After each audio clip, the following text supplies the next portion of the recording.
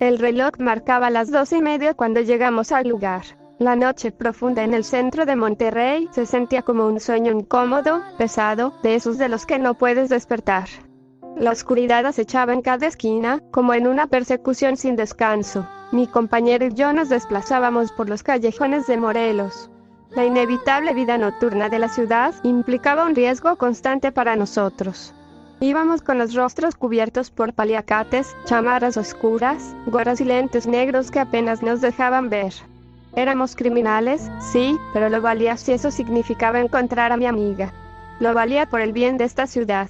Habían transcurrido 8 meses desde que Fernanda desapareció. Su ausencia apenas inquietó a sus seniles tutores, y su falta de amigos y familia dejaron tras de sí un caso totalmente desfavorable. En la universidad, mi grupo de amigos y yo nos habíamos dedicado a visibilizar casos de abuso que eran comúnmente ignorados o censurados. Así fue como la conocimos. Anthony nos la presentó. Fernanda Muñoz, estudiante de 5º grado, víctima de acoso por parte de 4 alumnos mayores. Las denuncias no sirvieron de nada. Los padres de los agresores ocupaban cargos de poder dentro de la UANL. 2 años soportó esa tortura, hasta que su límite se hizo evidente. Ella era nerviosa, paranoica, callada. Siempre jugaba con sus manos, quitándose y poniéndose los anillos, mirando a todos lados, incapaz de sostener la mirada.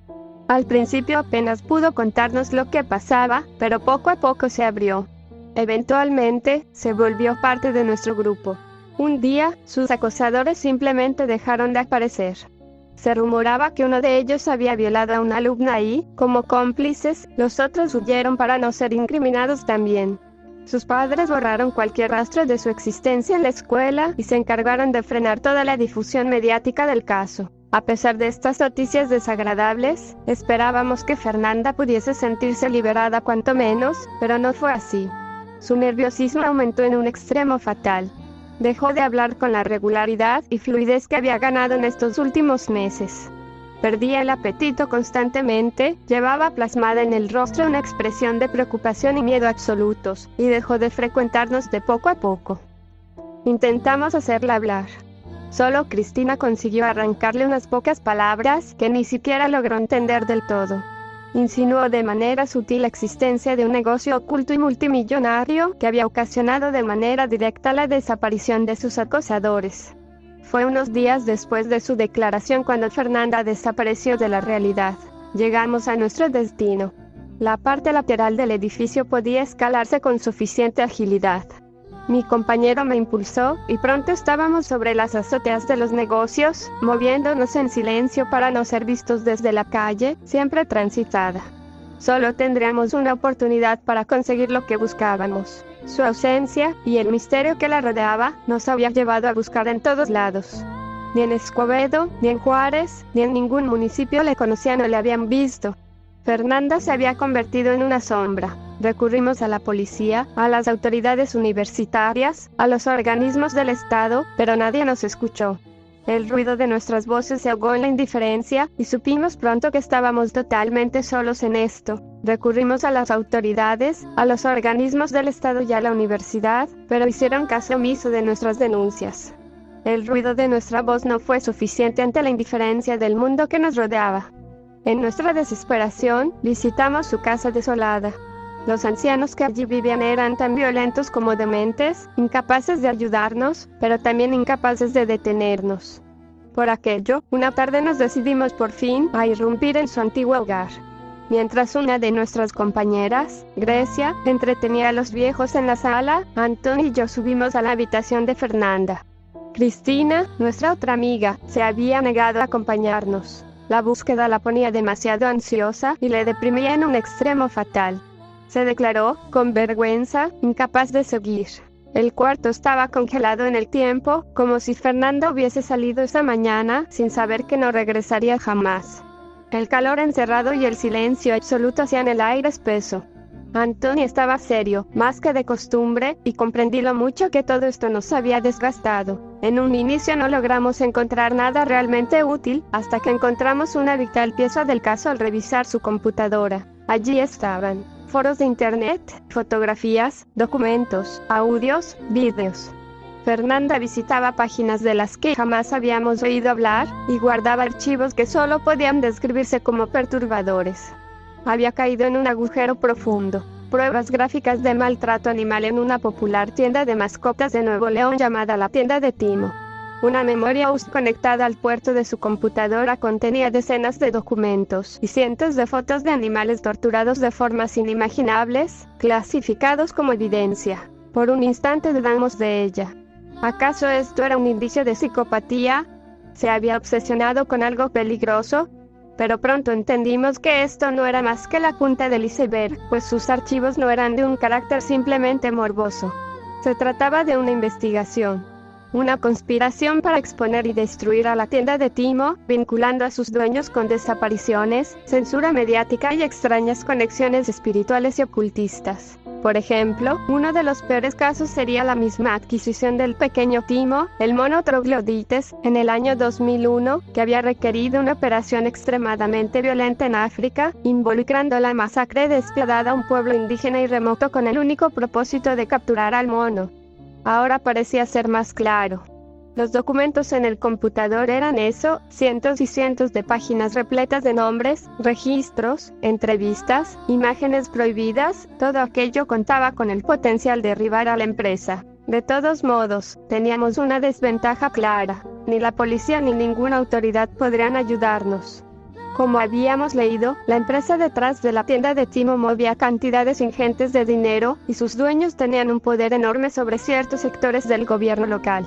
Si intentábamos alzar la voz, incluso con solo acercarnos a la policía, nos perseguirían y se desharían de nosotros antes que actuar contra la tienda. Anton y yo lo comprendimos de inmediato. Esto tenía implicaciones graves. Fernanda había metido las manos donde no debía, demasiado profundo en el agujero de conejo, incomodando a las personas equivocadas. Después de atravesar múltiples azoteas, nos encontramos en nuestro destino. Una escotilla ubicada al interior de lo que alguna vez fue una jaula, ubicada en la azotea de la mismísima tienda de Timo. Según uno de los documentos, encontramos que en el año 2011 ocurrió un escándalo que involucraba al anciano mono Timo, encerrado en esa misma jaula bajo el sol inclemente del verano regiomontano.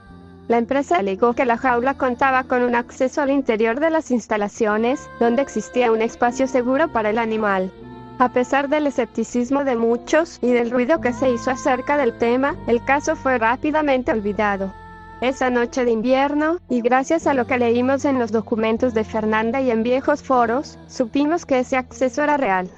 Había sido sellado años atrás, pero estaba allí. Mi compañero se las había arreglado para conseguir una amplia variedad de herramientas que nos fueron extremadamente útiles en esta operación.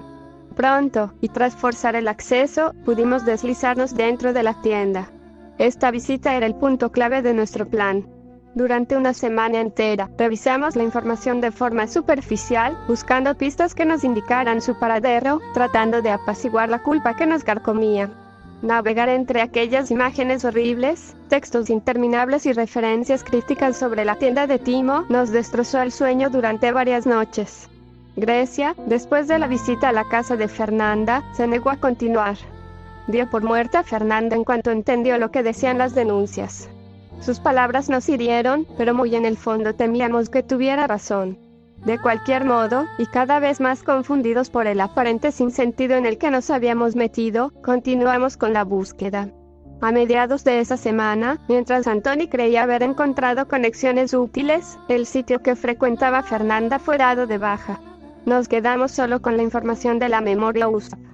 Encontrar una correlación fue complicado, pero al final llegamos a una teoría lo bastante sólida como para lanzarnos a lo que esa noche estábamos haciendo. Descendimos al interior del local por unas barras metálicas que cruzaban la habitación. Me resbalé y caí al suelo, no más de 2 metros, golpeándome la espalda. Antoni bajó enseguida y me ayudó a levantarme. Por fin estábamos dentro. Entre los textos, repletos de tecnicismos y palabrerías sobre religiones africanas que apenas entendíamos, un término se repetía una y otra vez: el santuario. Extrabajadores lo mencionaban como el origen de todos los animales exóticos que se exhibían en las tiendas, y de otros que nunca se mostraban, vendidos a personas de poder por sumas millonarias. Algunos testimonios insinuaban que el santuario estaba en las afueras de la ciudad, quizá en algún punto perdido más allá de García o rumbo a la carretera nacional, visitado regularmente por altos empleados de la empresa. Curiosamente, aquellos trabajadores desaparecidos en los documentos hablaban de él junto a una frase inquietante: "No preguntes por Timo". Esto, según parecía, se convirtió en una regla interna después del incidente de la azotea en 2011, tal vez para borrar el tema de la memoria colectiva. Según la versión oficial, el mono vivía feliz en ese santuario, a donde se le había trasladado después del dicho incidente. De un modo u otro, los testimonios insinuaban que el santuario no solo criaba animales ilegalmente, sino que estaba vinculado a desapariciones humanas. Esto nos llevó a descubrir que el acceso a aquella desconocida ubicación estaba, como Antoni propuso, oculta bajo tierra. Esta teoría estaba sustentada por la coincidente estructura arquitectónica del local en Morelos, que encajaba con la ubicación de una de las salidas de un antiguo túnel que atravesaba la ciudad de Monterrey y se ramificaba en múltiples caminos posibles. El plano arquitectónico original de la tienda de Timo, que estaba dentro de un documento de texto con la intención de comprobar la inexistencia de un espacio adecuado para animales grandes con los que la tienda contaba, revelaba los primeros indicios de una conexión subterránea que entrelazaba todos los locales de la tienda de Timo. En el documento, el caso de una pareja de ex empleados sobresalía por ser otra prueba de enorme importancia para comprobar la fiabilidad de esta teoría. El testimonio indicaba que, mientras ambos revisaban las computadoras del local de la tienda de Timo en San Nicolás, sin autorización, encontraron manuales internos que mostraban rutas secretas a través de la ciudad. No coincidían con calles o avenidas conocidas. Eran caminos que solo podían ser subterráneos. Fueron despedidos y amenazados de muerte, pero su testimonio sobrevivió de forma anónima en el ahora eliminado foro. El camino era dificultoso de recorrer. Los sonidos adormecidos de los animales en sus jaulas eran terroríficos, y el pestilente aroma del encierro se encontraba suspendido en el aire. Escuchar la respiración sutil de los animales inspiraba un terror fatal que tensaba el cuerpo entero. La sensación de estar siendo visto a todo momento no cesó, incluso cuando intenté ignorar los cientos de ojos que ahora se posaban sobre nosotros. Con una linterna apenas iluminando el camino, nos movimos por pasillos repletos de jaulas de cristal y decoraciones falsas de zoológico. Un paso en falso hizo que Antoni derribara una caja con alimento y otros objetos. En segundos, un caos animal estalló. Perros ladrando, aves chillando, cada sonido encendiendo otro. La cacofonía se volvió insoportable, rebotando en las paredes, amplificando nuestro nerviosismo hasta el límite. Tuvimos que actuar rápido.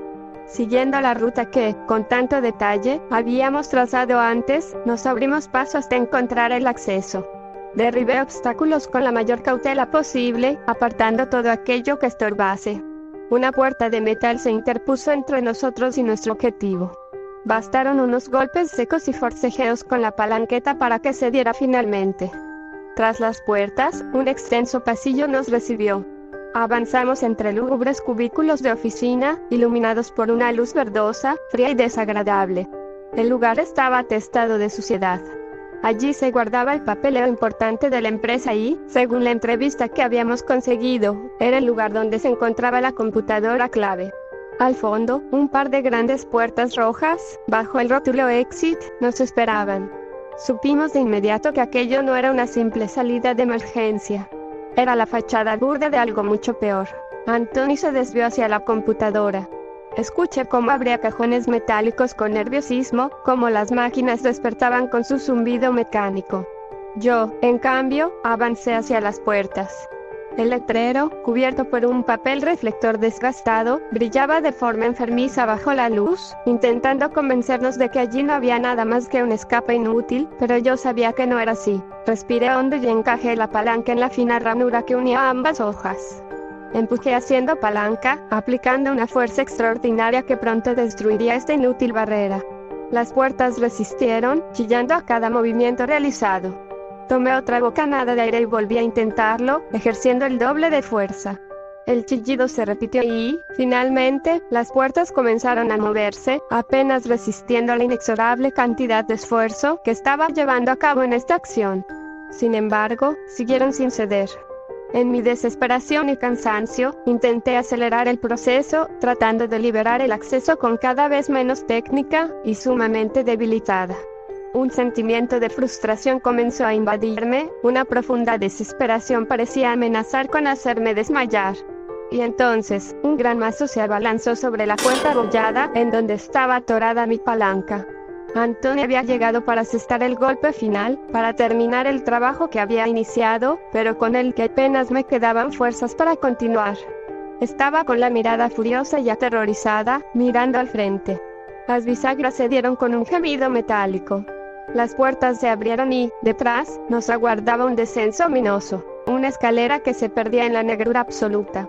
No había almacén, ni basurero, ni salida abandonada. Aquello era una grieta en la realidad, una herida que bajaba hacia profundidades inmedibles. Ninguno de los intentos por ocultar la verdad por parte de la tienda de Timo pudo haber ocultado por suficiente tiempo esto. Al inicio, cuando comenzamos a descender, los escalones parecían ser relativamente modernos. Pero paso tras paso, escalón por escalón, el deterioro, la humedad y la antigüedad se hacían visibles, no solo en el suelo, sino también en los muros, en el techo, y en el añejo aire sulfúrico que corría desde las entrañas de la tierra, descendiendo, paso por paso, cada vez más oscuro. La tiniebla nos envolvió pronto. La luz de las linternas era nuestra única forma de ver el estrecho camino que se abría delante. La pesadez y la enfermedad podían respirarse en el ambiente, cada vez más corrosivo, cada vez más pestilente, opresivo. El último peldaño nos depositó sobre un suelo de piedra. Frente a nosotros, un gran arco de ladrillos centenarios ofrecía dos caminos, dándonos la bienvenida a los lúgubres pasadizos de la ciudad secreta que duerme bajo Monterrey y sus zonas colindantes. La mampostería del arco indicaba una antigüedad enorme. Una corriente de aire helado nos acarició el rostro, arrastrando motas de polvo visibles bajo el haz de luz. Mi compañero se giró para verme, pero no pude reconocer su expresión totalmente enmudecida por el vacío que nos abrazaba. El silencio era tan absoluto que cualquier movimiento resonaba a través del túnel, un eco que podría haber sido escuchado por alguien a la lejanía. Nuestras herramientas metálicas eran un gran problema. Cualquier choque producía un eco estridente, pero eran indispensables para defendernos o abrirnos paso. Anthony revisó su teléfono, encontró una imagen y me indicó avanzar hacia la izquierda. El túnel, ancho y arcado, se prolongaba sin variaciones. La sensación de ser seguido se hizo insoportable. Anthony también lo sintió. Miró hacia atrás y enfocó la linterna, pero la oscuridad tragaba la luz. Ambos aceleramos el paso, como intentando escapar de una amenaza invisible que, sabíamos, podría acabar con nosotros. 50 metros. 100. 200. Giramos esquinas rectas sin encontrar variaciones. Las piedras, inmutables, no contaban más que la historia de una época borrada, y de los hombres que, día tras día, recorrían esas mismas rutas con un propósito que preferíamos no imaginar. De vez en cuando, un estruendo retumbaba sobre nuestras cabezas, apagado por las toneladas de tierra que nos separaban de la superficie.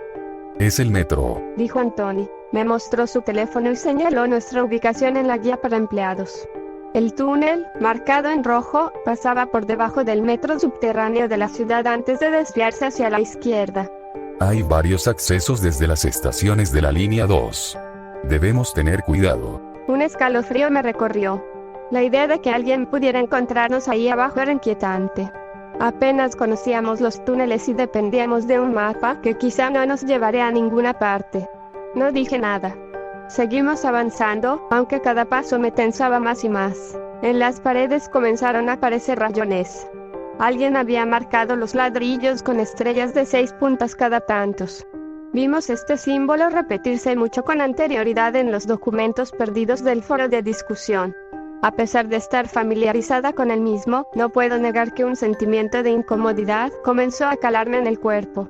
Anthony se detuvo en seco y soltó un grito ahogado, mezcla de sorpresa y horror.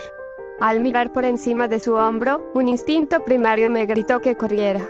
Frente a nosotros había otro acceso, un arco de piedra idéntico al que ya habíamos visitado, que ascendía por unas escaleras interminables. A cada lado del arco, tallada en caracteres latinos, se leía la inscripción, Debstexit. Pero no era esto lo que nos perturbó, al menos no del todo. Al bajar la mirada, el haz de la lámpara iluminó un rastro de color café oscuro que se fundía con el empedrado y descendía desde las escaleras. Anthony estaba inmóvil. No dijo nada, solo apuntó hacia arriba y luego de vuelta al suelo. Era imposible ocultarlo, era evidente que estaba aterrorizado. Su mano temblaba, incapaz de mantener fija la linterna. Le pedí que me la diera. Aceptó, y su voz se quebró, como si estuviera al borde de un llanto de miedo puro, un arrepentimiento sin salida. Dudaba si continuar, pero ambos sabíamos que no podíamos detenernos. Teníamos que encontrarla. Teníamos que saber la verdad. A medida que nos adentrábamos más en aquel laberinto, el aire se volvía más denso. La leve corriente que habíamos sentido antes desapareció, y respirar resultaba cada vez más difícil. El frío y la humedad aumentaban, y cada vez veíamos más arañas, gusanos, escarabajos y cucarachas saliendo de entre las grietas. Telarañas colgaban de extremo a extremo en el túnel, y el silencio era tal que, si afinabas el oído, podías escuchar a miles de insectos arrastrándose en la oscuridad. Luego nos topamos con más accesos escalonados. Este acceso parecía más abandonado que el anterior. No había rastros de color café, ni inscripciones en latín. Anthony me contó que el anterior acceso daba a la estación Fundadores, que se encontraba cerca de una iglesia en la superficie. Probablemente esa era la razón de la inscripción. Este debe estar en desuso. Arriba está colapsado. Apunté el rayo de luz un poco más arriba, y pude ver un gran desastre de tierra y ladrillos regados a lo largo de los escalones. La pasada era casi inaccesible. Seguimos caminando. Cada vez más frío. Luego, todos los accesos salvo el de la estación Fundadores ya no estaban siquiera disponibles. Alguien los había sellado con ladrillos y cemento, podía verse la modernidad de la técnica con la que se había hecho. Finalmente, llegamos al último acceso antes de girar y alejarnos del estruendo del metro. El arco, sorprendentemente bien conservado, dejaba escapar una corriente de aire distinta, pesada, con olor a metal y a una antigüedad venenosa. Era más fácil de respirar que el aire enrarecido del túnel, pero su silbido apenas audible ponía los nervios de punta. Esta estación debía movilizar una cantidad mucho mayor de personas o, por lo menos, debía ser muchísimo más importante. Alguien instaló un sistema eléctrico arriba, dijo Anthony, con una mueca de repulsión. Era cierto.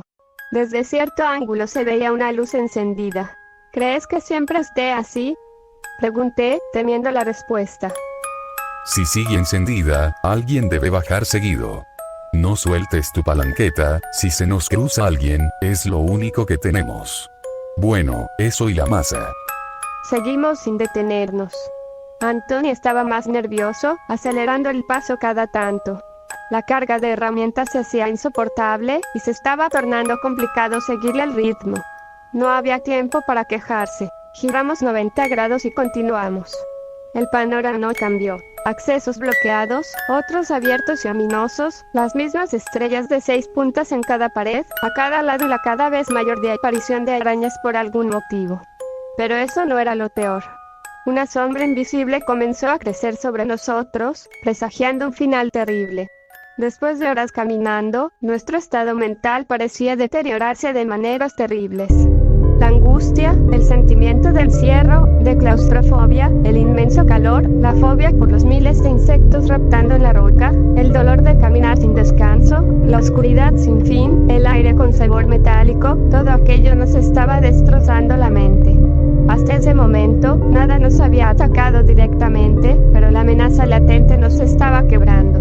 El chirrido de las herramientas de metal, chocando entre sí, me estaba agotando la paciencia. En algún momento cerré los ojos, intentando huir de la oscuridad con otra oscuridad más soportable. No funcionó. El miedo crecía. Entonces llegaron las moscas. Al principio, solo unas pocas. Grandes, de un verde y morado metálico, las mismas que llaman panteoneras. Estábamos confundidos por su presencia. Pensamos que venían de los accesos. Apunté en varias ocasiones la linterna escaleras arriba, esperando encontrar larvas de mosca, o algún indicio que indiciara su posible origen. Pronto quedó claro que avanzaban desde más adelante, desde donde la luz no llegaba. Y cada nuevo tramo traía más. Fueron unas cuantas al inicio. Luego decenas. Después, cientos. La situación de las moscas no hizo más que empeorar. Volaban sobre nuestras cabezas, chocaban con nuestros rostros sudorosos, se colaban en nuestros oídos. El zumbido llenó el túnel, opresivo, ensordecedor. Ya no importaba hacia dónde giráramos, siempre llegaban más, estrellando sus cuerpos contra nosotros. Era insoportable. Abandonamos finalmente la cautela y la poca curiosidad que nos quedaba por entender la naturaleza de los accesos. Propuse correr hasta el final del túnel, a pesar de que Antonio había indicado que faltaban kilómetros enteros para llegar al final. Habíamos caminado en silencio desde el amanecer, pero ahora continuar así era imposible. Primero trotamos con rapidez, intentando no generar más ruido. Pero al ver que las moscas se agitaban cada vez más, optamos por correr. Pronto recordamos por qué no lo habíamos hecho desde el principio. El cansancio nos destrozaba y el aire se volvía irrespirable. Anthony tenía arcadas constantes y se tambaleaba como a punto de desvanecerse. Las moscas eran tantas y volaban tan rápido que apenas podía ver delante. Se atravesaban ante la lámpara, frente a mis ojos, mi boca y mi nariz.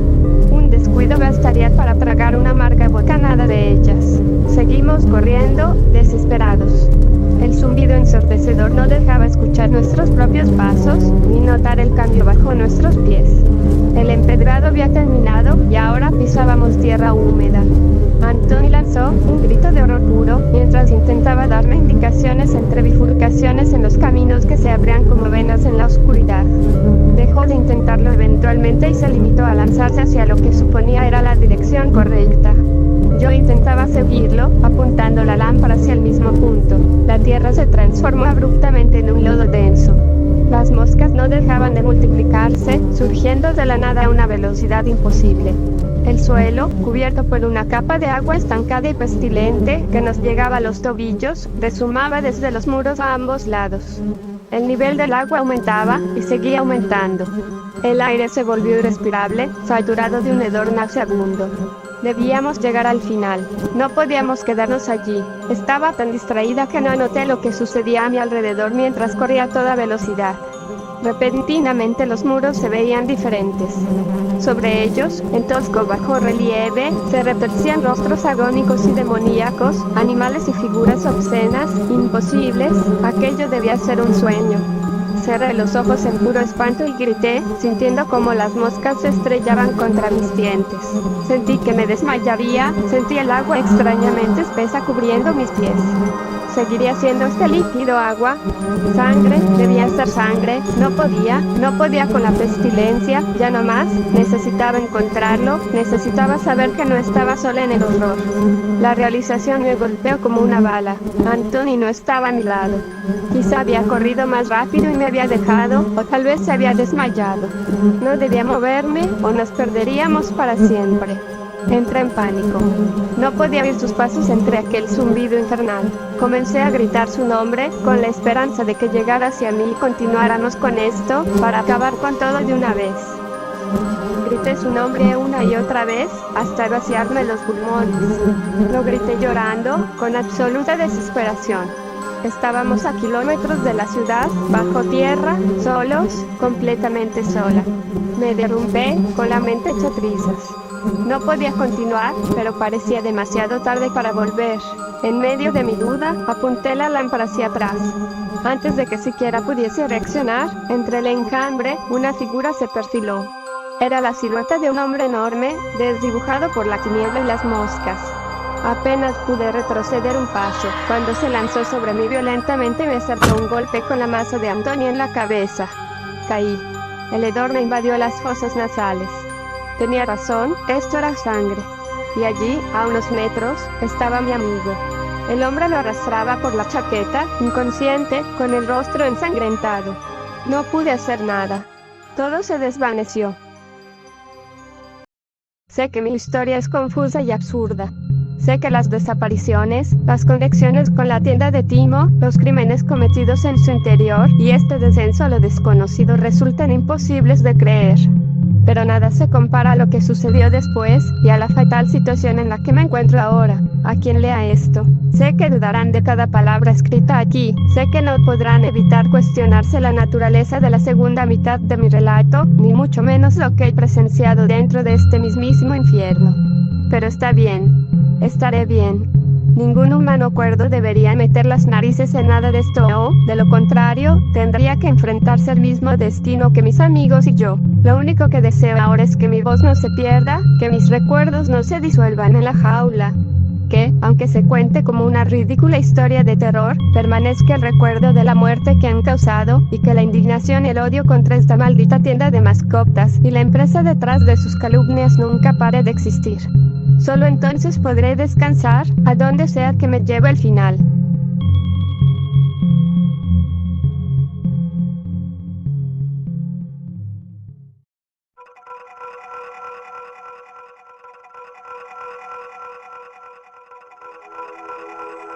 Seguía viva. No sabía dónde estaba. Desperté de golpe en una habitación iluminada por una luz amarillenta y cegadora. El suelo, helado, estaba cubierto de mi propia sangre, ya a medio secar. Un dolor insoportable me atravesaba el cráneo, y un sabor metálico llenaba mi boca. En mis oídos, el único sonido era un zumbido profundo que parecía nacer dentro de mi cabeza. Intenté levantarme, pero el dolor en mis extremidades me lo impedía. Exploré la habitación con la vista. Era realmente pequeña, de unos 4 metros. Las paredes estaban decoradas por un tapiz deteriorado y con dibujos caricaturescos de una jungla con animales. Los reconocí de inmediato. Aquellas eran las mismas decoraciones que se ven en las áreas fotográficas de todas las sucursales de la tienda de Timo. Hijos de puta, era cierto, me dije a mí misma. Intenté girarme para ver el muro detrás de mí, donde debía estar la puerta, pero solo logré un movimiento inútil que me dejó temblando de dolor. Quizá había pasado media hora, no lo sé, cuando escuché detrás de mí una puerta abrirse de golpe. El portazo contra el muro retumbó como un trueno. El dolor de mi cabeza martillaba tanto que apenas me importó. No quise girarme. Podía ser un policía, un secuestrador o alguien que venía a ayudarme. No tenía cómo saberlo. ¿Estás despierta? Responde, ¿sí o no? Sí, susurré. ¿Cómo te llamas? Claudia.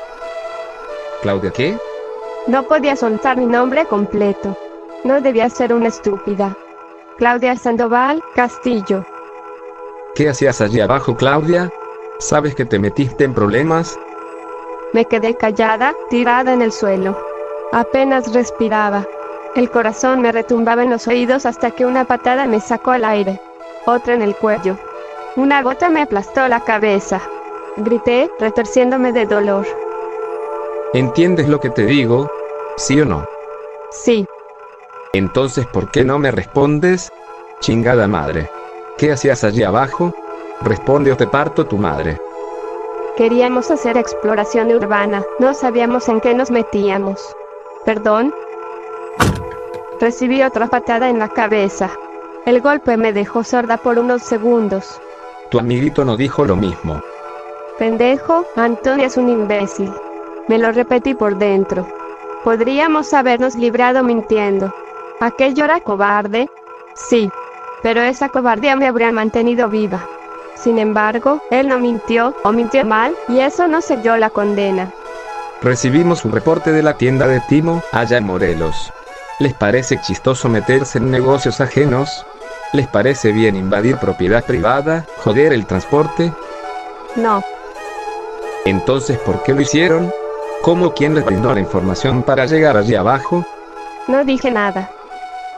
De pronto me tomó del brazo, luego del codo. Con un tirón seco y brutal, el hijo de perra me rompió el brazo. Un alarido se me escapó con tal fuerza que rebotó en las paredes. Sentí su respiración, como un animal encima de mí. Me recosté sobre mi espalda intentando soportar el dolor. El hombre retrocedió unos cuantos pasos. ¿Por qué estaban abajo?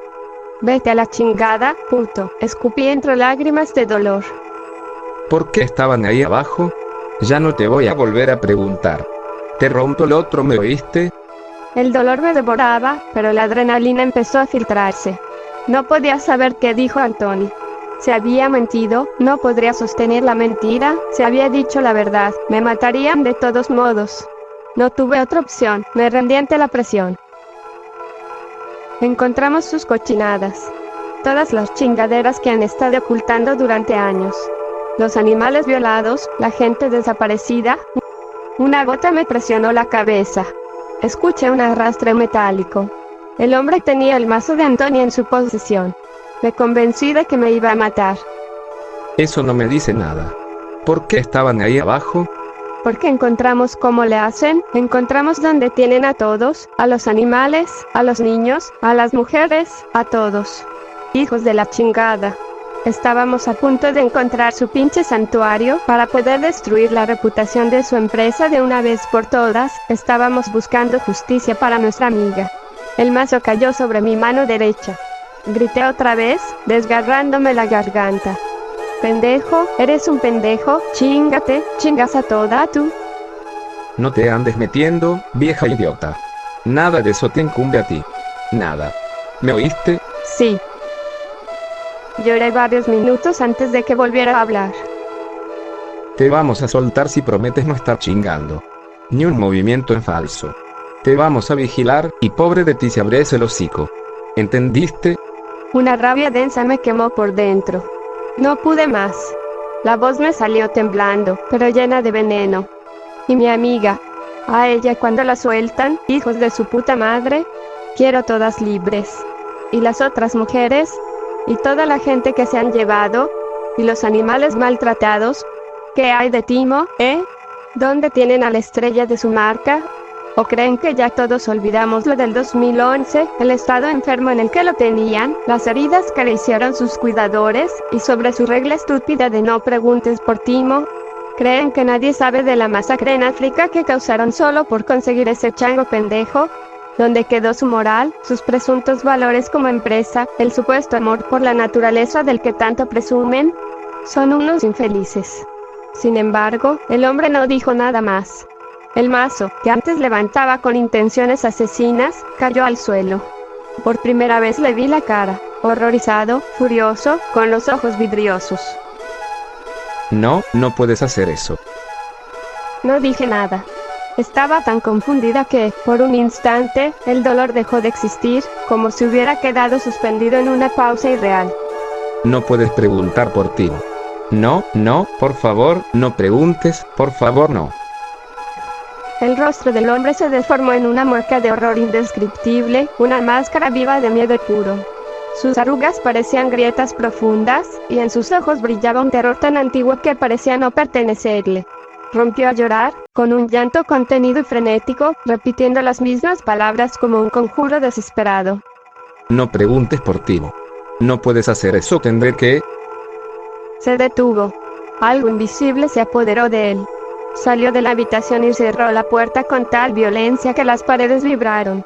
Me quedé tirada en el suelo, intentando sobrevivir al martirio constante de mi existencia. Quizá pasaron 15 minutos, o quizá una eternidad, antes de que volviera. Cuando entró, ya no había llanto, ni mueca, ni nada. Su expresión era un vacío absoluto. No transmitía más que un dolor petrificado, un grito sofocado en lo más profundo de su carne. Se me quedó mirando durante un largo tiempo, sin pestañear. Me han dado una orden. Está bien. Acepté sin resistencia, como aceptando una muerte pactada desde el momento en que le reclamé por todo lo que había visto. Ni siquiera pensé en tomar la masa abandonada en el suelo para matarlo. Él se acercó, me miró desde arriba, y después se agachó lentamente hasta que su mano alcanzó mi cabello. El miedo me desgarró. Temí ser ultrajada, y que luego mi cuerpo fuera mutilado, despedazado, vendido en pedazos. Pero no ocurrió. En cambio, me tomó por el cabello y comenzó a arrastrarme fuera de la habitación con tirones bruscos. El pasillo exterior recordaba el de las oficinas de la tienda de Timo de Morelos, pero aquí la luz revelaba un suelo tan sucio que parecía una mezcla sólida de heces y sangre seca. El hedor era espeso. Tras las puertas de otras habitaciones, idénticas a la mía, se amontonaban animales de todas las formas y tamaños. Perros jadeantes, anfibios exóticos, aves rarísimas y al borde de la extinción. Era un zoológico infernal, de cientos de habitaciones de largo. Al final del pasillo, dos enormes puertas verdes, encadenadas y selladas con un candado oxidado nos bloqueaban el paso. El hombre buscó entre un manojo de cientos de llaves, hasta dar con la correcta. Cuando el candado se dio, sentí que estaba abriendo un portal a un lugar donde nada humano debía entrar.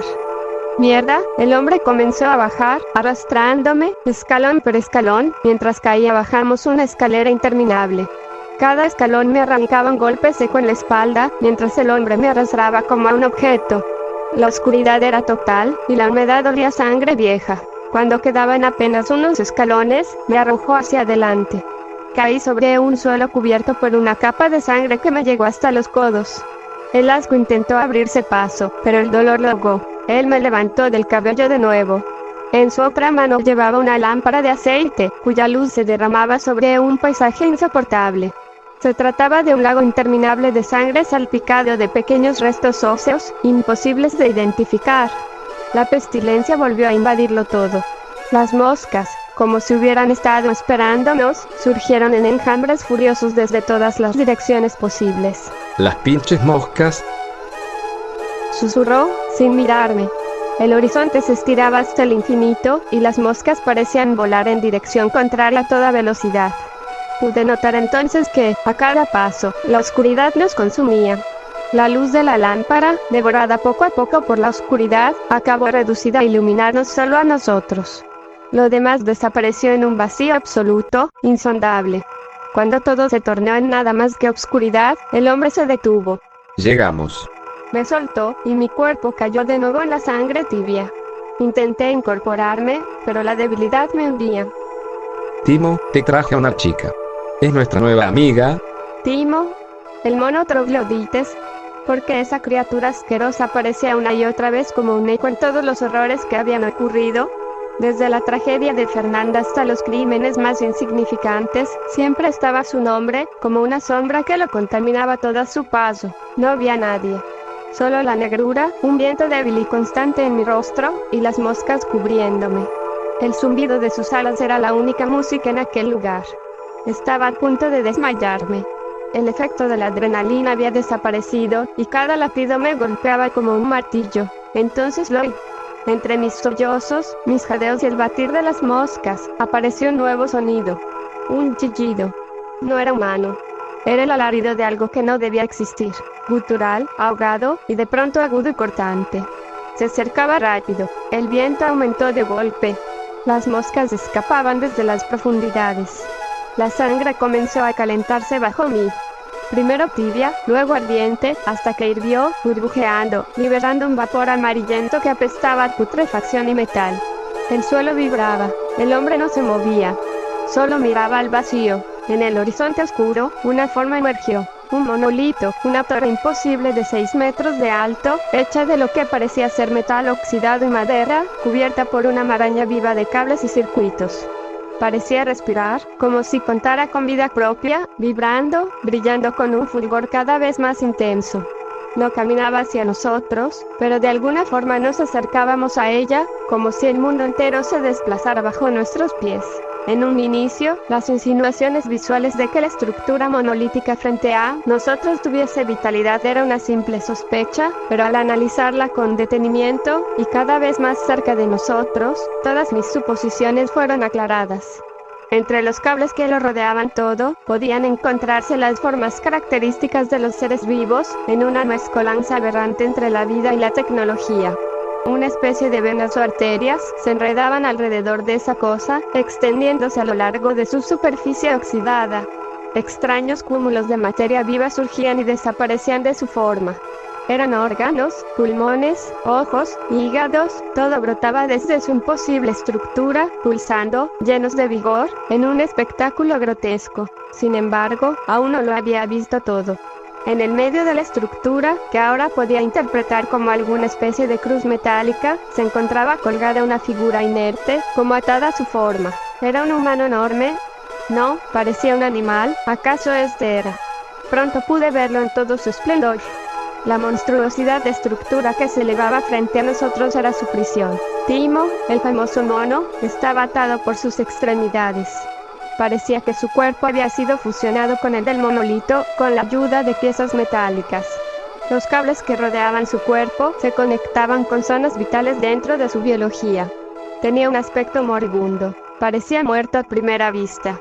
Cables y tubos plásticos se encajaban por todas partes. Algunas piezas metálicas, que parecían tornillos, estaban enterradas en su cráneo, y de ellas brotaban estructuras carnosas y más cables. Era una especie de mofa, una burla inhumana, una imitación terrible de una crucifixión de un futuro que la humanidad nunca debió ver. El mundo habría sido generoso con el animal si lo hubiera dejado morir en esas condiciones, pero la máquina lo mantenía vivo. La máquina y él eran uno mismo. Desde sus extremidades nacían las masas carnosas, los órganos y las venas, y también pude identificarlo como el origen de toda la sangre y enjambres interminables de moscas que inundaban el lugar.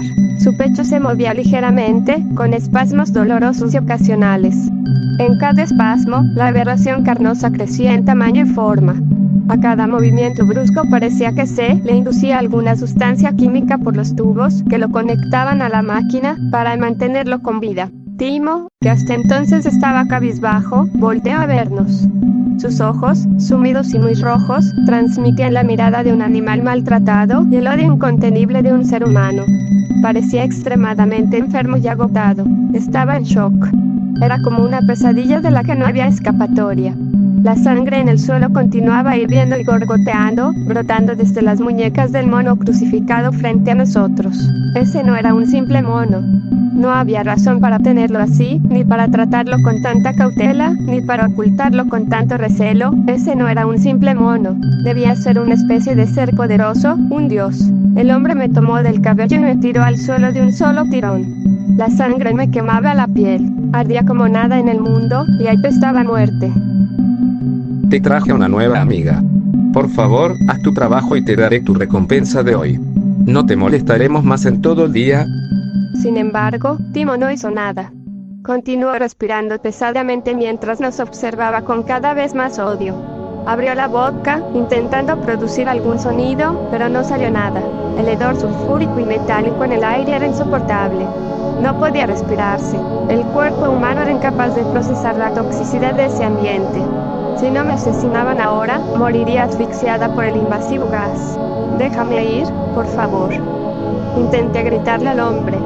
Perdóname, perdón. Jamás hablaré de esto, ¿no podría? Por favor. No puedo seguir con esto, me voy a morir, por favor déjame irme. No sucedió nada. La mano del hombre apretó con fuerza mi cabello. Se le estaba agotando la paciencia. El horror en su rostro era evidente, él tampoco quería estar allí.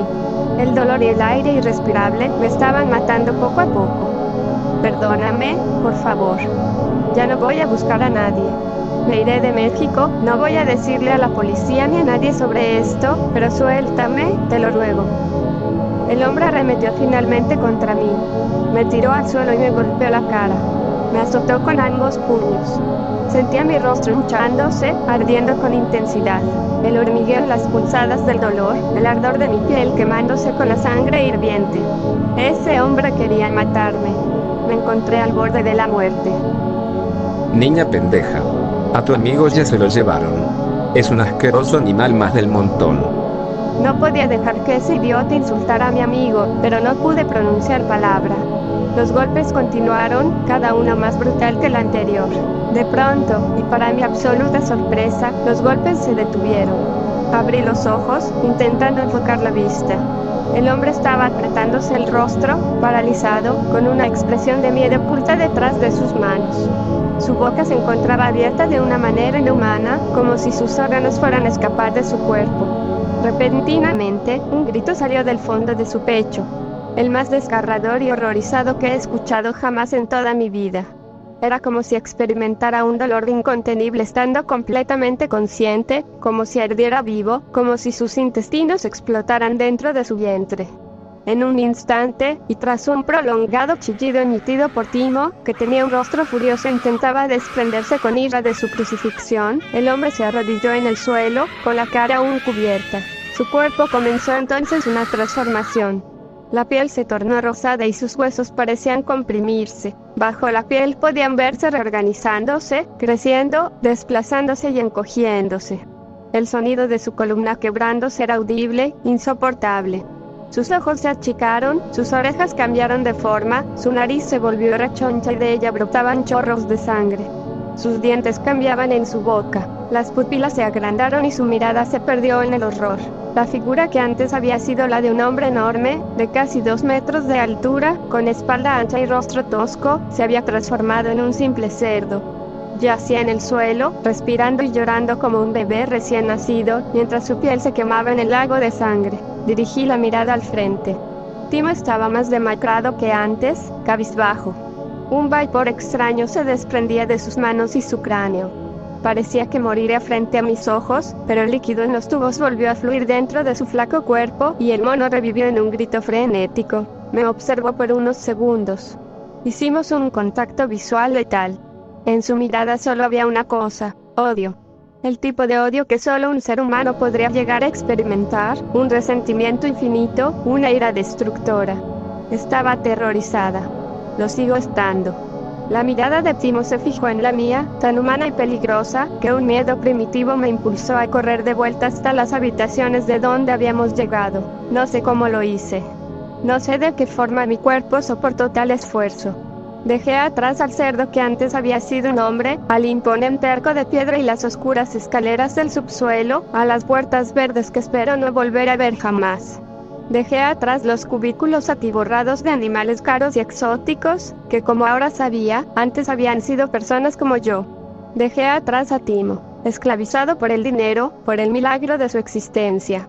Un ser capaz de transformar la forma de la vida, con una conexión directa con la propia creación. Eso era. Por eso habían justificado la masacre en África, por eso estaban ansiosos por su captura, por eso no podían dejarlo morir. Cada perro caro, cada gato exótico, anfibio en peligro de extinción, o cualquier tipo de animal que mueva cantidades ingentes de dinero en la tienda de Timo, no es más que una víctima más del poder manipulativo de sus dueños sobre las capacidades divinas de este ser, condenado a ser un esclavo para la empresa. Detrás de cada jaula que visitas en los locales de la tienda, detrás de la mirada de cada animal, está esa habitación. Está ese monolito de carne y metal. Detrás de la mirada desolada de un perro encerrado por años en el local, detrás de cada animal ansioso por escapar, detrás de cada pequeño mono violento que es utilizado como una atracción más para los visitantes, detrás de todo aquello, está el recuerdo de un solo rostro: Timo, el dios. Yo no he podido escapar. Sigo encerrada en este lugar maldito. Ahora lo sé. Incluso si viviera, no podría ser la misma jamás. Encontré este computador viejo en una habitación al final del pasillo donde me habían encerrado. Si este mensaje llega a sus destinatarios, tengo algo que decir. No me busquen. Estaré muerta. No puedo salir de este lugar, no en las condiciones en que me encuentro. Me asesinarán, o me llevarán de nueva cuenta allí abajo, a su santuario espectral, y me transformarán en un perro, o en lo que sea. No vuelvan a esa estúpida tienda, no compren ninguno de sus productos, no paguen por tomarse fotos con los animales. No pregunten por nadie, ni por Fernanda, ni por Anthony, ni por mí, y tampoco hablen de los túneles nunca más, a menos de que estén totalmente seguros de que este horror pueda ser purgado finalmente de la faz de la tierra. Y lo más importante, hagas lo que hagas y donde sea que estés, no preguntes por Timo.